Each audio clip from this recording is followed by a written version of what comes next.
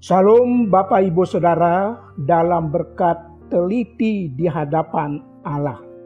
Marilah kita berdoa sebelum membaca dan merenungkan firman Tuhan. Ya Tuhan, sungguh kami bersyukur atas hari karunia-Mu. Ajarlah kami agar kami mampu hidup tidak sembrono di hadapan-Mu dan di hadapan sesama kami.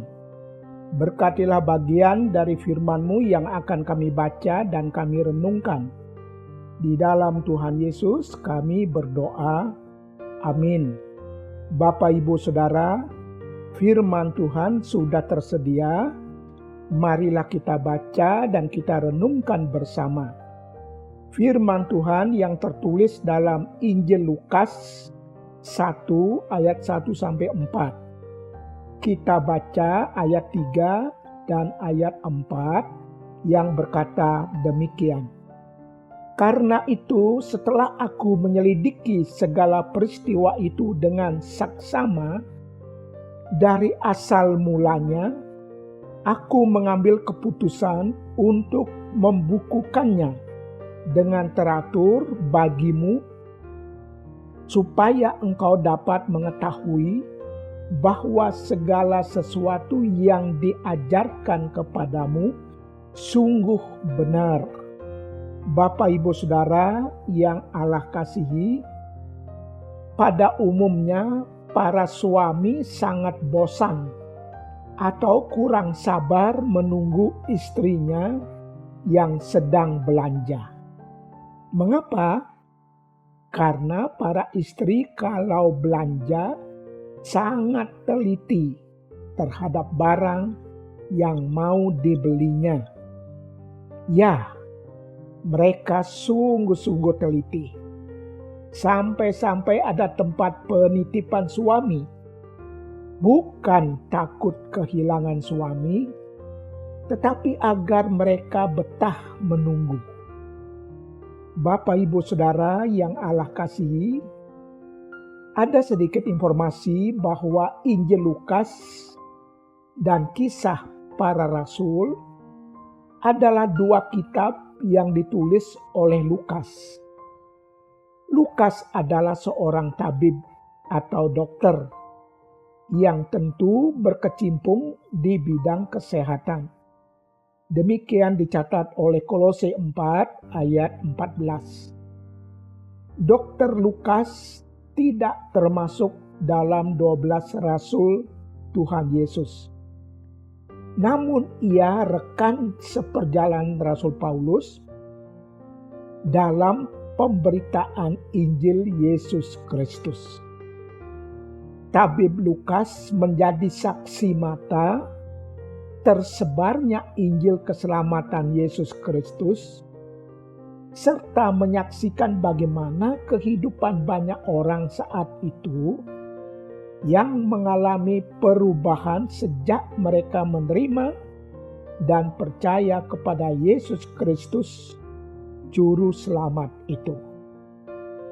Keikutsertaan Lukas dalam pengabaran Injil Yesus Kristus dan menyaksikan perubahan hidup banyak orang oleh percaya mereka kepada Tuhan Yesus dinyatakan dengan kata kami yang tertulis dalam Kisah Rasul 16 ayat 10-17 dan pasal 20 ayat 5. Penulisan kedua kitab ini adalah upaya dari Dr. Lukas untuk memberitakan Yesus Kristus Sang Juru Selamat yang awalnya ditujukan kepada Theophilus, lalu menyebar kepada banyak orang.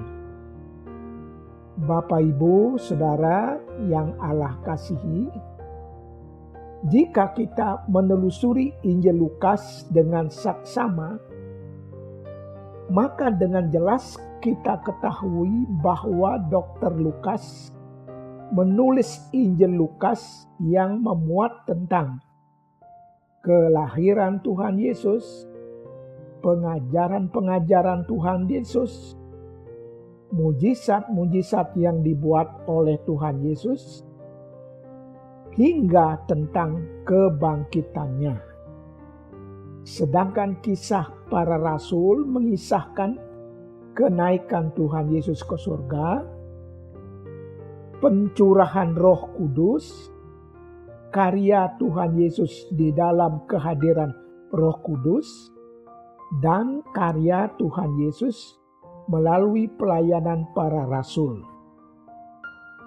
Menuliskan hal itu semua, Dr. Lukas mendasarkannya dengan menyelidiki segala peristiwa dengan saksama. Bagaimana Dr. Lukas dengan yakin dapat berkata seperti itu? Dr. Lukas mengadakan riset, mengadakan penelitian, mengadakan penyelidikan. Dengan penyelidikan dengan sangat teliti, ia mendampingi Paulus dalam memberitakan firman Tuhan. Dr. Lukas menyaksikan apa yang terjadi secara runut. Dr. Lukas mendapat atau mendengar kesaksian dari orang-orang yang percaya kepada Tuhan Yesus. Apa yang terjadi atas diri mereka. Kemudian peristiwa-peristiwa itu dibukukannya dengan teratur. Tujuannya adalah supaya engkau dapat mengetahui bahwa segala sesuatu yang diajarkan kepadamu sungguh benar.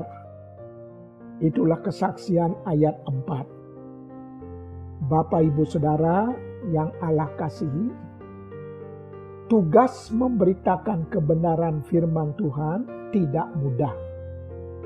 Karena setiap pendengarnya harus menikmati kebenaran.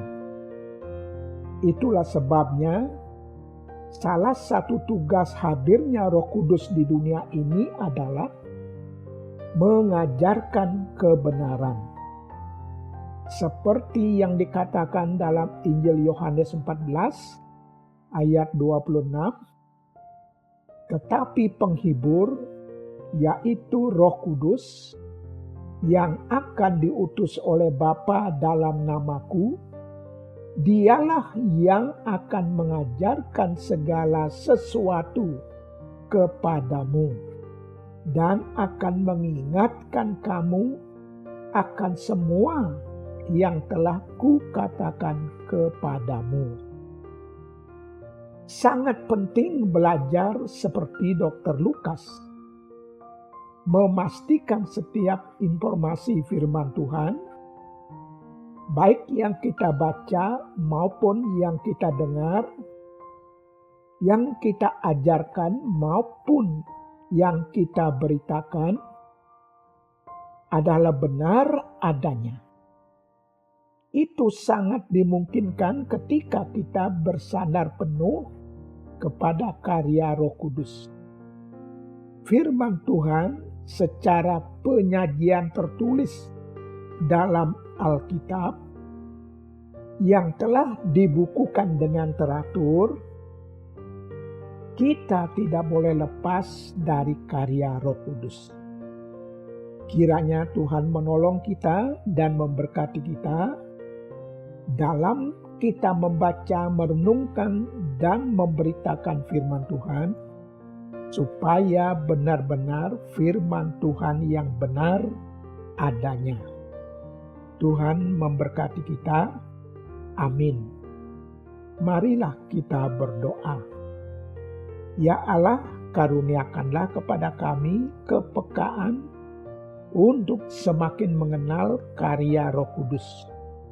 Khususnya ketika kami membaca, merenungkan, dan memberitakan firman-Mu. Di dalam Tuhan Yesus kami berdoa. Amin.